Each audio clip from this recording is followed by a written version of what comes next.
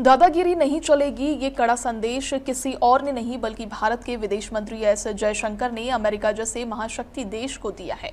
America के पूर्व राष्ट्रपति डोनाल्ड ट्रंप ने हाल ही में भारत समेत कई देशों के खिलाफ टैरिफ बढ़ाने की धमकी दी थी। इसके जवाब में विदेश मंत्री जयशंकर ने वैश्विक मंच से बेबाकी से कहा कि भारत अब किसी के दबाव में काम नहीं करता। जयशंकर ने साफ किया कि मौजूदा वैश्विक व्यवस्था में अब किसी एक या दो देशों का प्रभुत्व नहीं चलने वाला है। दुनिया को एक ऐसी व्यवस्था की जरूरत है जो निष्पक्ष हो, समावेशी हो और सभी देशों के हितों का समान रूप से प्रतिनिधित्व करे। उन्होंने कहा कि भारत अपनी शर्तों पर फैसले लेता है और आगे भी लेता रहेगा।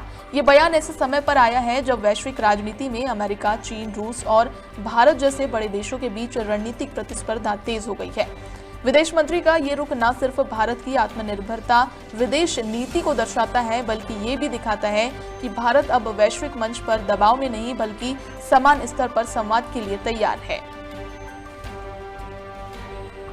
Friends, we live in complicated and uncertain times. Our collective desire is to see a fair and representative global order, not one dominated by a few. That quest is often articulated as political or economic rebalancing. But I want to say this to you: obtaining respect and ensuring dignity for societies can also be achieved through cultural prowess, especially through cultural prowess. In that context, traditions are of particular value because ultimately they define identity.